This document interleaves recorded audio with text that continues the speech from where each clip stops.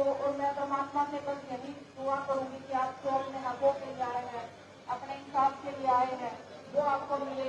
और जो लेके ही जाना है उसके बिना आप अपना हौसला नहीं छोड़ना है। आपकी बेटी आपके सामने खड़ी है।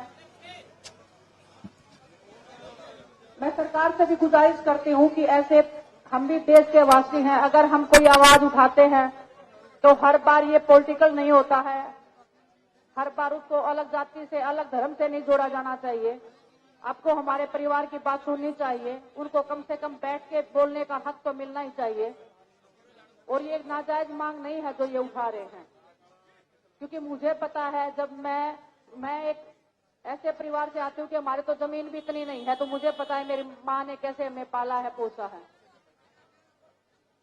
तो मैं बस आप सबसे ये गुजारिश करती हूँ, सरकार से भी ये गुजारिश करती हूँ कि आपकी बातें सुने, आपको आपका हक मिले। और परमात्मा से यही बस दुआ करूंगी कि आपको वो हिम्मत बख्शे और आपको ऐसे ही हौसला देते रहे गलत के खिलाफ आवाज उठाने की, अपने हक के लिए आवाज उठाने की। आप सबका बहुत बहुत धन्यवाद।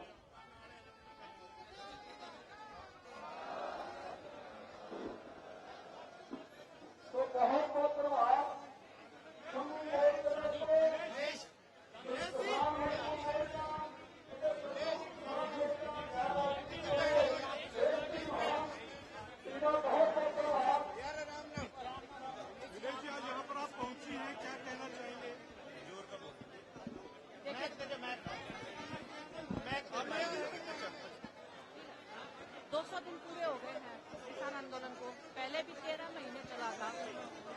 जो मांगे सरकार ने बोला था कि मान ली जाएंगे, वो अभी तक पूरी नहीं है। इसलिए आज जो हिस्से में लोग बैठे हैं 200 दिन पूरे हो गए। दुख होता है देख के, सभी देश के नागरिक हैं और किसान ही है जो देश को चलाता है ना। इनके बिना तो कुछ भी नहीं है, हम खिलाड़ी भी नहीं है। अगर ये हमें खाना ना दे तो हम भी नहीं कम्पीट कर पाते हैं। तो बस लाचारी महसूस होती है कई बार कि हम कुछ कर नहीं पाते हैं। हम देश को रिप्रेजेंट करते इतने बड़े बड़े लेवल पे, लेकिन अपने परिवार को दुखी देख के हम कुछ कर नहीं पाते हैं। तो बस सरकार से यही निवेदन है कि सुनना चाहिए। जैसे आपने पिछली बार अपनी गलती मानी थी, आपने माना था कि कुछ गलत हुआ है, उसके बाद आपने जो वादे किए थे वो पूरे करने चाहिए। और ऐसे मतलब हमारा देश ऐसे उन्नति नहीं करेगा। अगर हमारे अपने लोग ऐसे सड़कों पे बैठे रहेंगे तो देश को भी नुकसान होता है इस चीज से।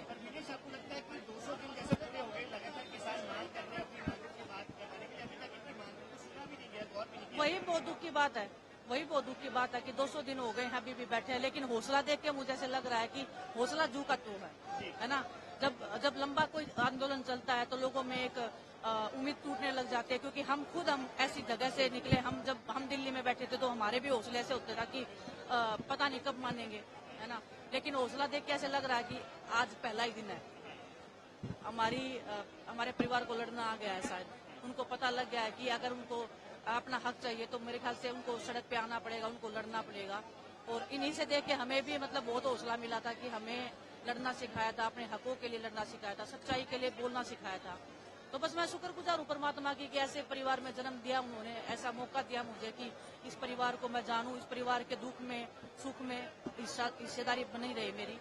तो बस वही है कि विधानसभा चुनाव भी है हरियाणा में, सर मैं जो चल रहा है उसका असर सीधा तौर पर मुझे नहीं पता पॉलिटिक्स का, जुड़ा हुआ मुद्दा है। जो है वो काफी ज्यादा नाराज चल रहा है। मुझे पॉलिटिक्स का इतना नॉलेज नहीं है, सच्चाई बता रही हूँ। कभी इतना उसमें डीप में गई नहीं हूँ। आप खेलों की पूछोगे तो मैं बता सकती हूँ, लेकिन हर जगह पे किसान है ना। वो अगर नाराज है तो आपको वो खिलाड़ियों पे भी नुकसान होता है। अगर वो हमें खाना नहीं देंगे, मैं वही बोल रही हूँ, अगर वो हमें खाना नहीं देंगे तो हम कैसे कॉम्पीट करेंगे। लेकिन वो इतने निर्दयी नहीं है, ये खाना देते हैं पूरे देश को। इतना सब होने के बाद भी ये लोग खुले दिल से पूरे देश को आज भी अनाज दे रहे हैं। ये चाहे तो सब कुछ बंद कर सकते हैं देश का, लेकिन बड़ा दिल है इनका बहुत ज्यादा। और सरकार को भी बड़ा दिल दिखाना चाहिए इस मामले में।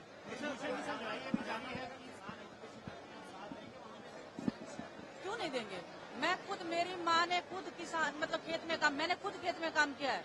मैं ओलंपिक में बाद में गई हूँ, पहले मैंने खेतों में ही काम किया है ना। तो दुख होता है यही देख के कि क्योंकि लोग ऐसे, कोई भी अपना घर परिवार छोड़ के नहीं बैठता है। हम भी जब दिल्ली में बैठे थे तो मजबूरी में ही बैठे थे, हर कोई मजबूरी में बैठता है ना। इनके पास खेत है, अपने काम कर सकते हैं। ये देश की उन्नति में बहुत बड़ी भागीदारी हमारे किसानों की है। और वो अगर सड़क पे बैठते हैं तो देश को भी नुकसान होता है इस चीज का। सर ये मैं इस चीज के ऊपर बात नहीं करूंगा बिल्कुल भी इसमें। मैं अपने परिवार के बीच में आई हूँ। आप लोग अगर इस चीज को घुमाओगे तो इनका जो लड़ाई है, इनका जो संघर्ष है, उसको आप बेकार करोगे। मेरे पे फोकस नहीं है आज मेरे पे फोकस नहीं है आज मेरे पे फोकस नहीं है। आज हमारे इस किसान कौम के ऊपर फोकस होना चाहिए आपका। ये मेरी रिक्वेस्ट रहेगी आपसे बस। मैं पूरे देश की हूँ सर, मैं पूरे देश की हूँ। मैं खिलाड़ी हूँ, मैं एक भारत देश की नागरिक हूँ। किस स्टेट में इलेक्शन है उससे मेरा कोई मतलब नहीं रहता है कभी भी। मेरे को बस एक ही पता है कि मेरा देश का नुकसान हो रहा है, मेरे देश के जो किसान है वो परेशान है, उनकी समस्याओं का हल होना चाहिए और सरकार की फर्स्ट प्रायोरिटी ये होनी चाहिए कि इनका हल होना चाहिए।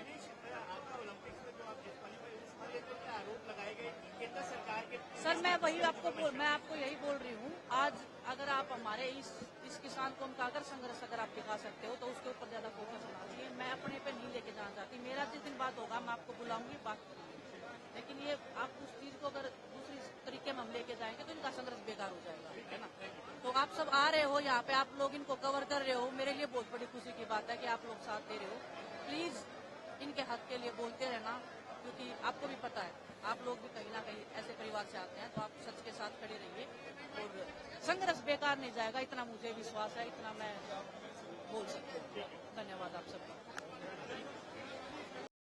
तो और मैं परमात्मा से बस यही दुआ करूंगी कि आप जो अपने हकों के लिए आए हैं, अपने इंसाफ के लिए आए हैं, वो आपको मिले और जो लेके ही जाना है उसके बिना अपना हौसला नहीं छोड़ना है।